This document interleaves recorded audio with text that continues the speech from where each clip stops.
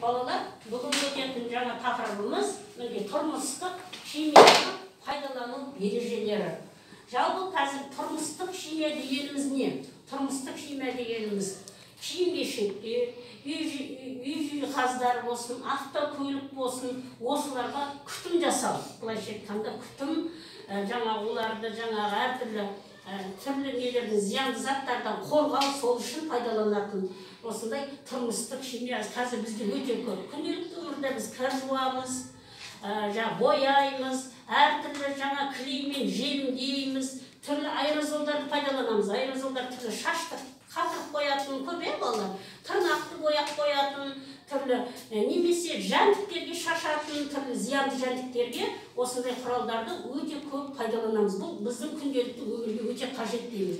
Бірақ олардың бір жағынан пайдалы жағынан, екінші жағынан кейбіреулері улы, кейбіреулері адам денсаулығына зиян келтіруі мүмкін. Сондықтан бүгін осы тақырыптарға қараймыз. Мінекей сол тұрмыстық химияның өзі тұтынатын заттарымыз төртке бөлінеді екен. Біріншісі жазамыз салыстырмалы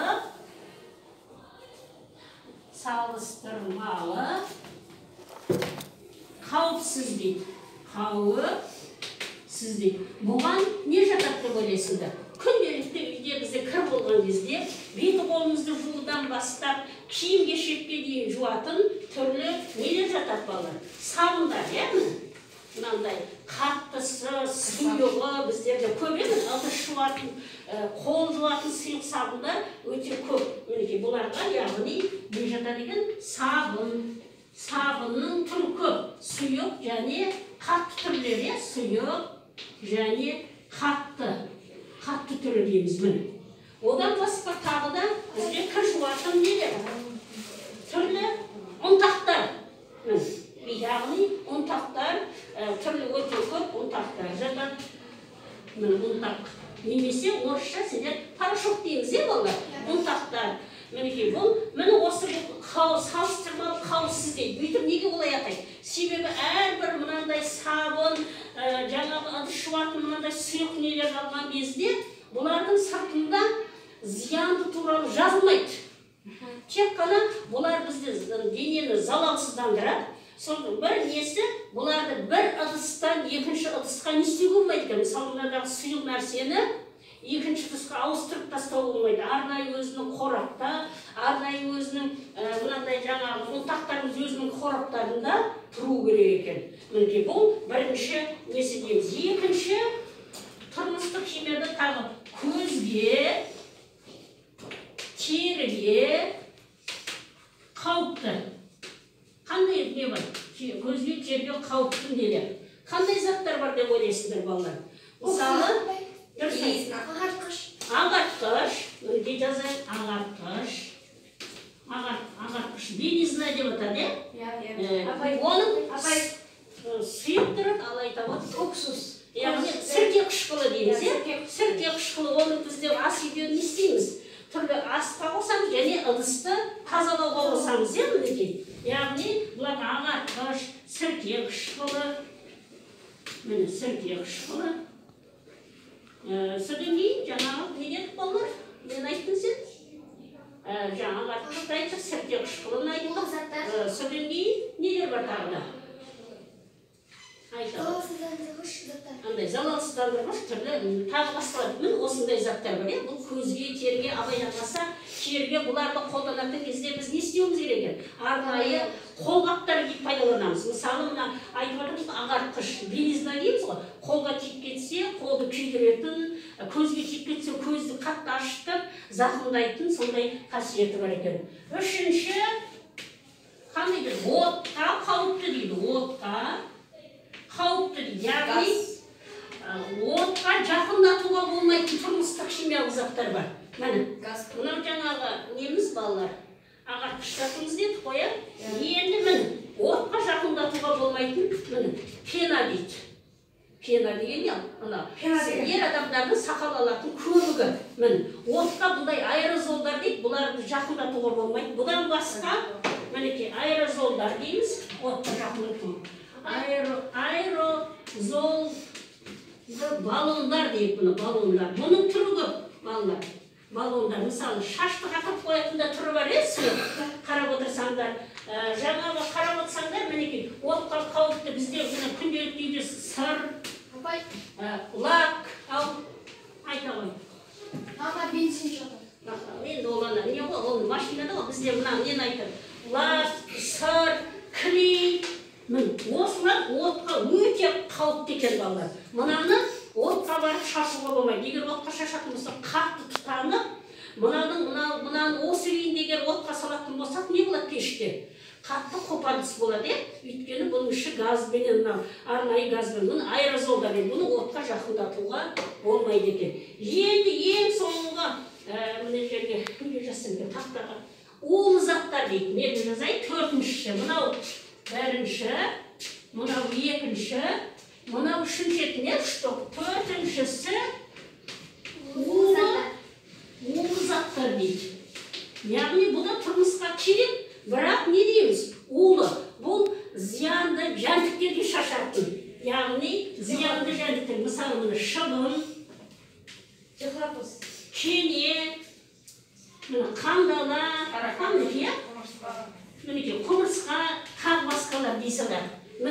Олар мінекей зиянды улы заттарға шашатын зиянды мынандай нелер бар, арнайы дихлофос дейміз. Бұдан басқа зиянды, мысалы, кейде зиянды кейбір өсімдіктер болады балалар. Ауыл шаруашылығында бір кейбір ауыл шаруашылық дақылдарына зиян келтіретін кейбір өсімдіктерге шашатын арнайы нелер де болады, өсімдікке шашатын. Сондықтан біздерде кене, шегіртке, мынадан басқа айтып отырмыз ғой. Түрлі қандала, оларға арнайы шашатын осындай заттар бар. Бұлар да жаңағы адамның бұлай жәндіктерді өлтіреміз, бірақ адамның не істейді? Тыныс жолына әсер етуі мүмкін. Арнайы шашатын кезде маска киіп алып, қолғап киіп алып не істеу керек? Мысалы, кенеге үйге шашқанда көресіңдер, арнайы мынандай неменен шашып өтеді, бүркіп. Сол кезде үстеріне түгел не киіп алады балалар? Арнайы анандай бетіне киімі бар, сондайды кию арқылы жаңағы пайдаланады екен. Міне тұрмыстық химияны бүгін айтып отқан, міне осындай 4 топқа бөледі екенбіз. Енді осылардан сақтану үшін біздерде жаңа айтып отқан бірінші салыстырмалы қауіпсіздік мынаның сыртында ешқашанда үйтуге болмайды, отқа жақындатпа, я болмаса не деген не жазылмайды. Бірақ бұлар біз тек қана не істеуіміз керек? Жоғары жерде қойып, балалардан сақтауымыз керек. Бізге бұл залалсыздандыру қызметін атқарады. Ал мынандай заттарды, мысалы, пайдаланғанда, әсіресе мына аэрозолды, улы заттарды пайдаланғанда, сыртына арнайы не болады екен? Ескертпе нұсқаулықтар болады екен. Қараңдаршы, мына жерде. Мынандай. Мен қазір тақтаға айтып қоямын, сендер сол бойынша жаңағы нені айтасыңдар. Қандай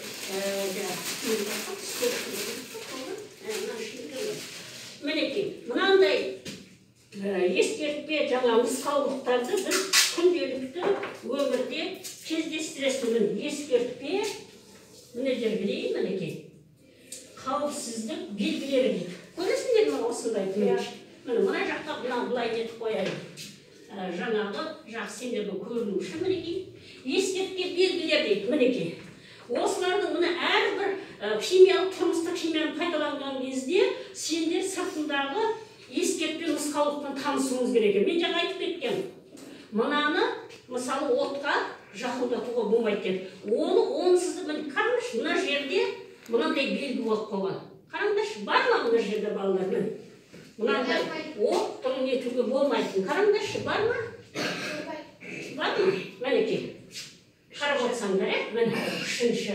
Жеңіл тұтанғыш зат болады екен. Мынаны отқа салсаңдар, тез не істеп кетеді екен? Тұтанып кетеді екен. Сол сияқты мынау улы жәндіктерге шашатын. Бұнда да бар ма екен, балалар? Қараңдаршы. Бұнда да мінекей, бұнда да бар екен. Қарап отырсаңдар, қарап отырсақ. Ал енді осы қарап отырсақ, балалар, осындай түрлі жаңағы мынандай белгілер қарап отырсақ. Адамдарға қарап отырсаңдар, улы заттарға неғмаңдар деген кезде, мына жерде мына белгі тұр, мынандай улы заттарға мынандай белгілер сақ қойды. Бұл деген не деген сөз? бұл адамның егер абайсызда жаңағы ауызға, көзге нетіп кетсе, абайсызда бұны жаңағы кішкентай балалар пайдаланып қалса, қатты уланып қалады екен, адам қатты былайша айтқанда адамның өміріне қауіпті екен. Міне осындай біздерде жаңағы сондай нұсқау ережелер өте көп. Енді мінекей балалар, сендер осы әрбір қандай заттардан мысалы мынадай белгілерді көресіңдер. Үйде киім-кешек, автокөлікке неткенді көресіңдер ме? Мысалы автокөлікке мінген кезде қандай химиялық пайдаланасыңдар балалар? Бензин. Одан басқа терезесіне не істейді балалар? Арнайы бар ма терезе жуғыш? Бар ма? Аэрозолға жата ма, жатпай ма? Жатады, аэрозол. Терезеге шашқыш арнайы үйде шашатындар бар, мынандай терезелерін жаңағы қарап отырсаңдар. Немесе кейде мынандай белгі болады, міне. Бұл не істейді? Адам иісінен ақ не істеп қалады балалар? Уланып қалады. Тітіркеніп, аллергия беретіндер бар. Мен сендерге өткен сабақтарда бұның бұрын тақырыптарды айтып кеткем. Мысалы, егер қышқыл, иісті заттар, мысалы, сыр болсын, мейлі үйдегі ацетон болсын, қалай пайдаланамыз деп балалар. Иісін білу үшін не істейміз? Аузын ашқан соң қалай пайдалану керек еді? Бірден иіспей саламыз ба? Өйтіп бірден иіспейсің, қалай иіскейміз дедік, кім айтады кәні? Айтау. Айсұлу айтау. Қалай пайдаланамыз дедік? Мысалы, жаңа сәке қышқылы дедік, қалай пайдаланамыз? Желпу арқылы, иісін желпу арқылы. Ал енді оны сол сірке қышқылын қалай қолданамыз кән? Кім айтады? Қандай мақсатта пайдаланамыз кән? Айталыш? Ыдыс жуғанда. Ыдыс жуғанда, тағы да кім айтады? Тағам пісіргенде. Тағамға, тағы да? Шашлык месенесі. Тағам ол да тамақ.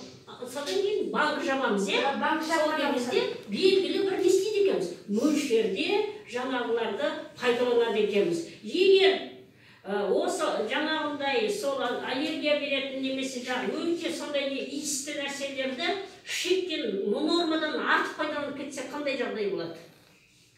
Адам не істеп қалуы мүмкін? Уланып қалады. Қатты естен танып, құлап қалуы мүмкін екен. Міне бүгінгі біз тақырыпта балалар, сонда бүгінгі тақырыпта өтіп отырып, біз тұрмыстық химияның қанша топқа бөледі екенбіз балалар? 4 топқа бөледі екенбіз. Қандай